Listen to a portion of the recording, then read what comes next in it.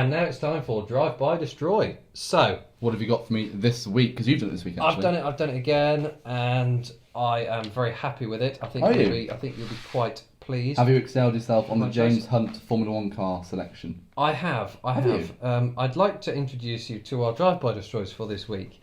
The 1939 retro Mercedes-Benz. That's not retro. That's just full on old. Yeah, exactly. Vintage. The Mercedes-Benz 770k Grosser Offener Tourer wagon. That car there. Charles, that's just... Previous owners include a Mr. Hermann Göring, a Mr. Heinrich Himmler, and a Mr. Adolf Hitler. Really? Yes. Mercedes, you've been targeting a very similar audience. It'll be interesting to see whether YouTube kicks us off for that. There we go. Do you take the Third Reich in it? Yeah, it's very funny. Indicators that only point towards France. Poland.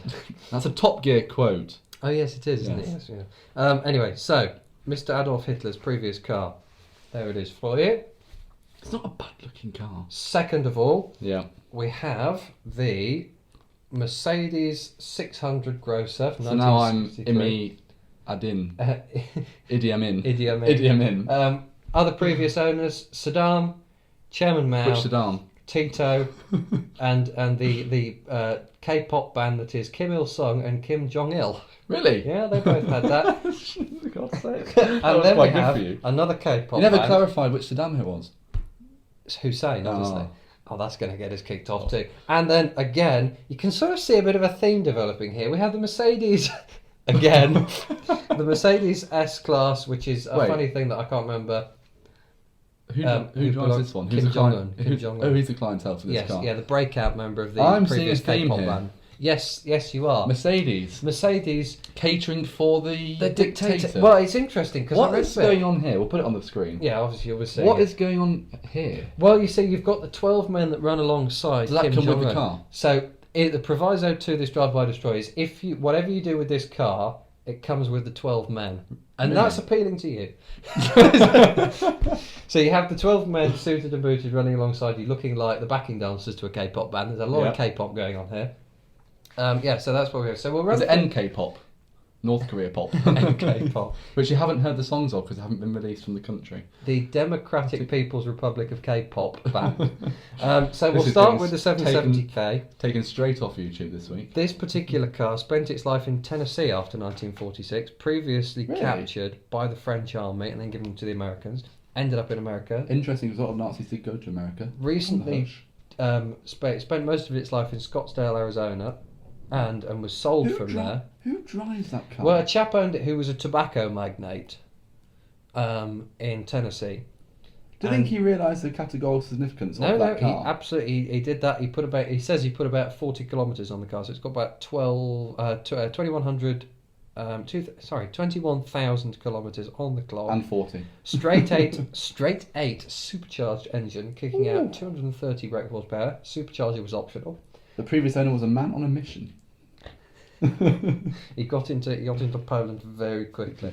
So there we go. So that's Adolf's car for you. So you can choose that if you want. And then we have the 600 Grosser, driven by pretty much everybody in the world. Yeah, great looking car. 4 tons of car. It's so cool. It is a cool. There's nothing uncool about that car. They had to increase the size of the badge by 20% because it was so big. Otherwise, it would have looked out of proportion. Yep. Previous owners also say Saddam. Castro, what's his name? Fidel Castro had one of those, and he had a special drawer for all his cigars. Oh, really? And Mercedes made him a cigar cutter for the car. They really cool fact. And I mean, Mercedes say about Kim-Jong-un's car, they go, "Oh, I have no idea how they get in there." Do they not think this is going to be driven by a dictator or maybe just stop making it? But there we go. So of the Grossers, 2,677 were made, 40 were armoured. Really, that all? And to be fair, a 6.3 litre V8 in it, it's a good looking car. It's a great car. I'd have one of those. If you're going to be a dictator, you'd have one of them. Like I'm the dictator of this podcast. So I'd have one of those now. You need the appropriate moustache. I can't grow moustaches, as we've seen from last November. Yeah, exactly. No photos will be taken. And then we've got Kim Jong-un's breakaway K-pop star of a car. That the long wheelbase Mercedes, 500 grand these cost, £500,000. Really? Do you know what? I thought they'd be more than that. 21 feet long, same length as the Grosser.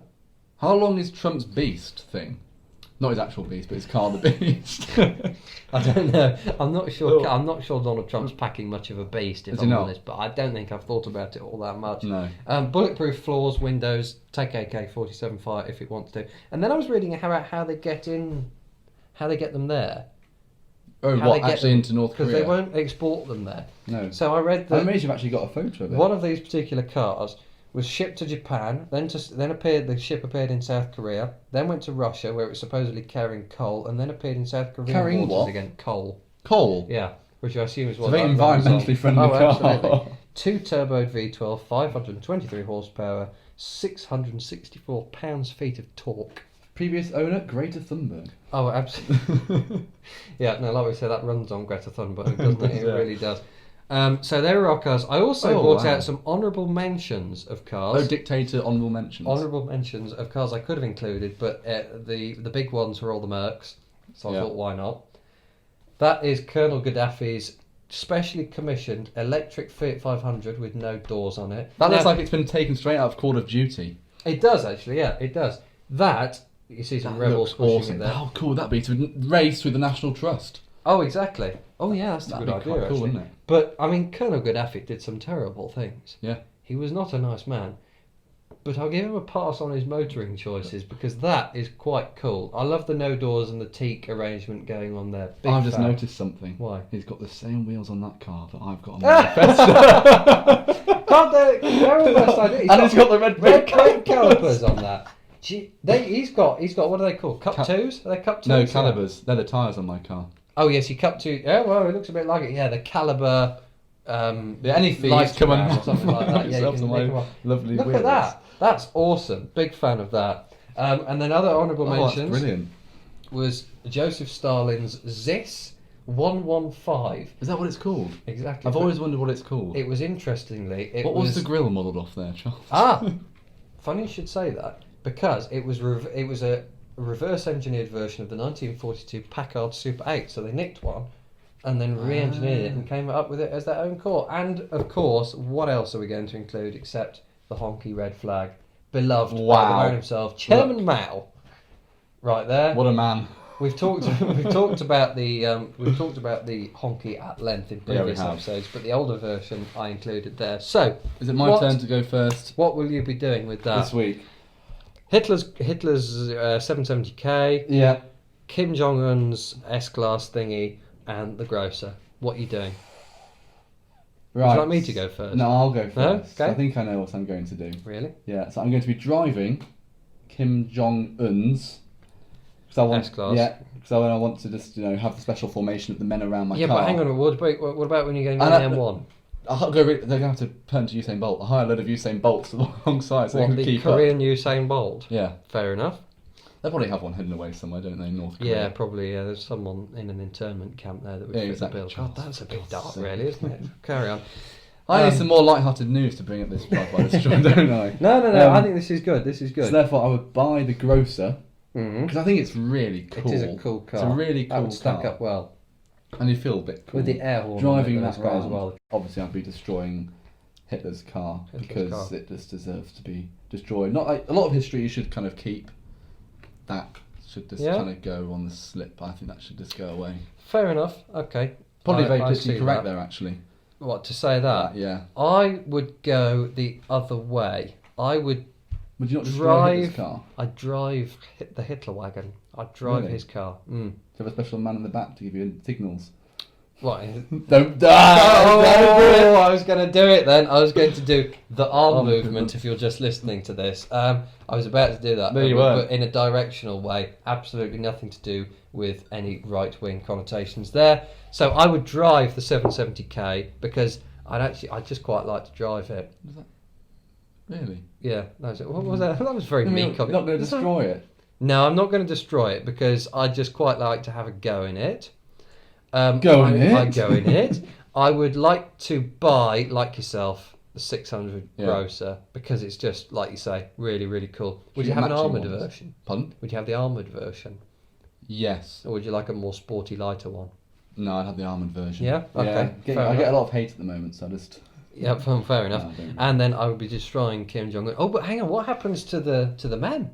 Do they get shot? Yeah, they come with the car, and then when it goes to the scrapyard, they also get turned into boxes and go make tyre, carpet under matting. I think I'd release them into the wild, release them back into the wild to run alongside other people's cars going down A roads. Just see a Range Rover going down the A road. You're free. It's just sort of one bloke running behind it. Going, maybe they'd stick together. Maybe they'd have to go and find another dictator to go and run. They come as a package.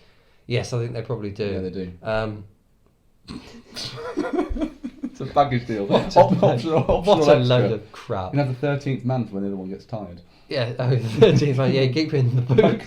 You keep him in the boot. You assemble him, and then okay, fair. Oh, imagine if you had a puncture though. You just sit in the back, wouldn't you? I've got 12 blokes to sort this out. Carry on, fellas.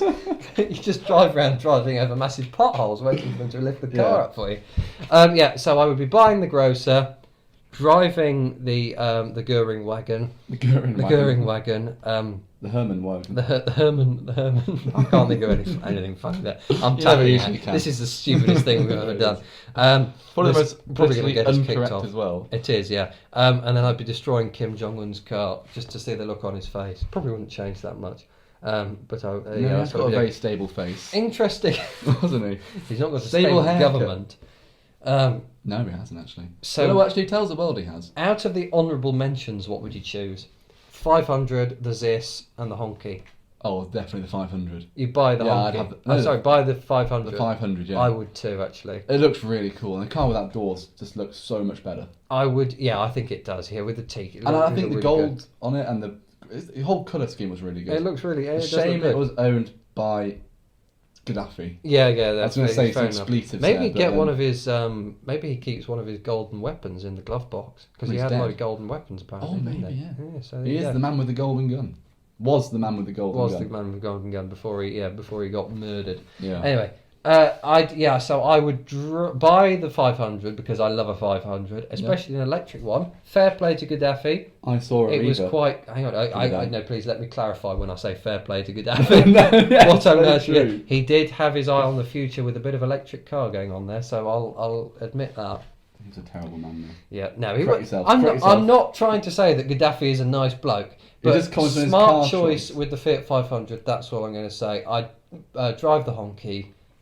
Because you would, and I think that awful Russian thing needs to be destroyed. Oh, it's horrible. It just looked terrible. So that's what I do with the honourable mentions. I do the same as you.